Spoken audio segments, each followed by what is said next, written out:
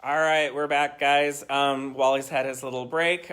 He got another CBD treat. Oh, no, not Oh, yet. I was oh, sorry. He's going to get another CBD treat because we are going to do one of the least favorite things for dogs, and that is nail trimming. Nail trimming. So here's his cookie. So he's going to get his cookie. I'm going to flip the camera around, and Helen's going to talk to you guys about trimming those nails. One thing I did want to bring up real quick, Helen, because it's really popular going around, is this whole peanut butter on the face thing. Yeah. So why is that? A bad idea? Yeah. No, it's not even just a bad idea. It's a horrible idea. Here's why. If you put peanut butter on your forehead and you're trying to trim your dog's nails and they don't like it, yes, they're going to be distracted a little bit by the peanut butter, but at the end of the day, if you mess up and cut a nail too short, or if the dog just for a split second is like, oh, wait a minute, she's cutting my nails, or he's cutting my nails. I don't like that. Your face is right there. I know that you love your dog and your dog loves you, but when you put any animal in a difficult, strenuous situation, you don't know what they're going to do. So you are putting yourself at risk of getting your face bit. And a big reason why a lot of you guys bring your dogs to us in the first place is they don't like their nails being done. Right. So the last thing I want to do is if I know he's a biter, because we get a lot of dogs, they don't bite for anything but nails because they hate it so much. That's fine. But if I have a dog like that, the last thing I'm going to want to do is put my face in their face because I don't need my moneymaker getting messed up. You know what I'm saying?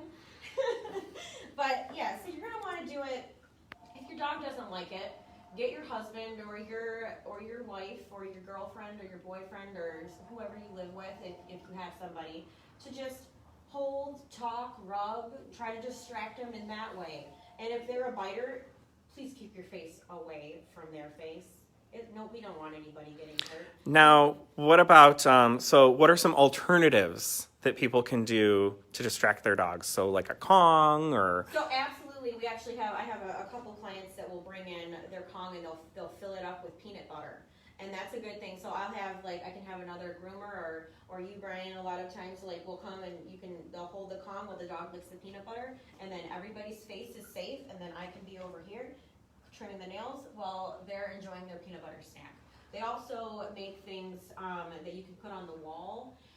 So if you happen to be in the tub or at your table or whatever you're standing on with the dog is up against a wall, you can stick that to the wall and then they can lick the peanut butter off the wall while they're distracted.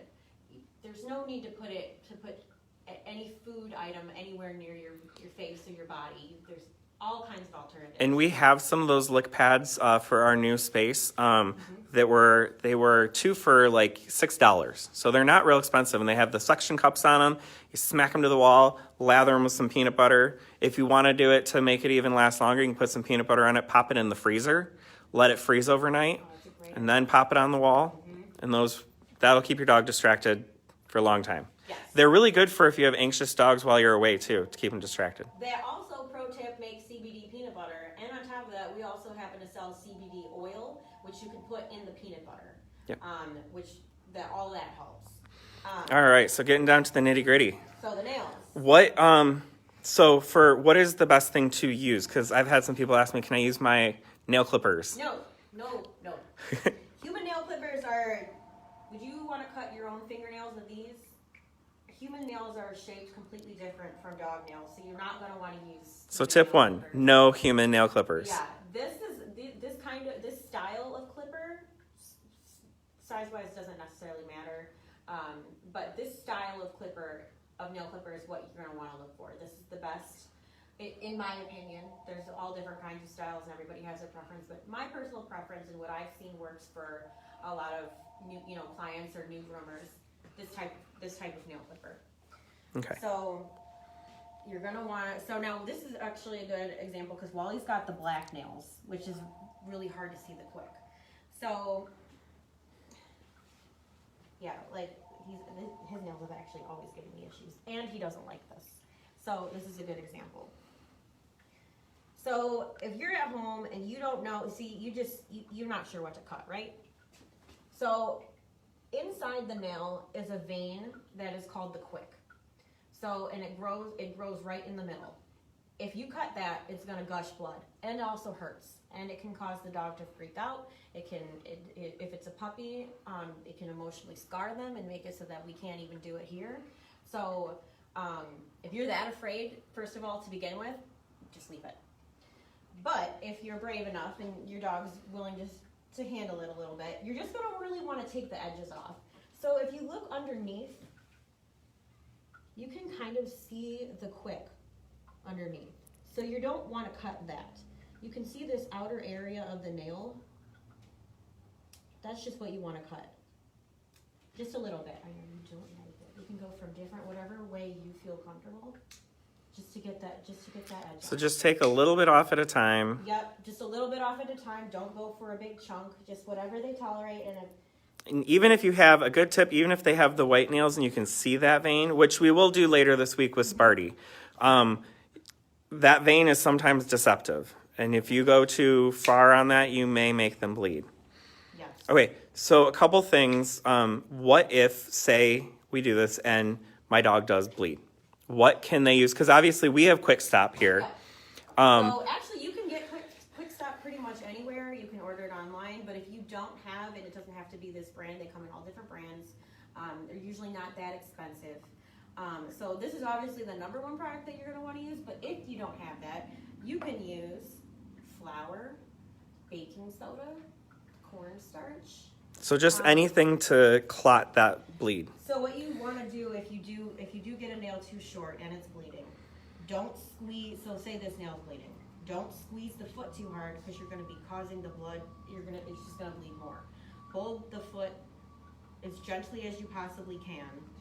And this is a tip too if your dog's out playing and they quick a nail. Yeah. Because I had a friend, not to call Stacy out, who did this, and I went over to her house and there was flour and blood everywhere. So what are some tips as far as applying Quick Stop if Okay. necessary? So. Because you don't want to stick your dog's foot into the flour, Stacy. No. So you're going to take the foot however you feel comfortable and however the dog feels comfortable with you holding it. Sometimes if it happens, the dog is freaking out and because it hurts, you might need somebody else to help you. That happens. So you're going to want to loosely hold the foot. You're going to want to take your pinch your flour, your baking soda, your Quick Stop, whatever it is that you have. Just take a pinch of it. And you're going to lightly, you're just going to, not even lightly, because you really want to pack it. You're going to pack it. That's the main goal, is getting it up in that nail to just cauterize it and stop that bleeding. And it's going to look different because Wally obviously is not bleeding. Right, he's not bleeding. But if he was bleeding, it would leave like a yellow spot. You would be able to see it because the blood would help it stick. Okay. And then, yeah. So say somebody's at home and they don't have this style of nail clippers, but say they have a Dremel. Okay, so that works. Oh, our Dremel is actually not here because I took it home to do my dog. But we'll go over Dremeling Wednesday when we do Francis. Yeah. We can go over some Dremeling, and we've also got Sparty coming in on Friday. Those are the perfect dogs to use. They'll be good dogs to go over Dremeling. So Dremeling, if you guys are wanting to know about Dremeling, because I took it home, we will go over on Wednesday and Friday. So today is just nail clipping. I do want to say though about the Dremel with dogs with longer hair. If you have a Dremel and you have a dog with paws like this, I would say probably don't use a Dremel because the hair can get wrapped up and it can really cause a lot of problems. I know a lot of people prefer to have their dogs' nails Dremeled no matter what the length of the hair, but it really is more dangerous when their hair is longer. I usually try for my clients, if they really want it, I try to move the hair out of the way, but it's still dangerous. So I prefer to only really use the Dremel on short-haired dogs.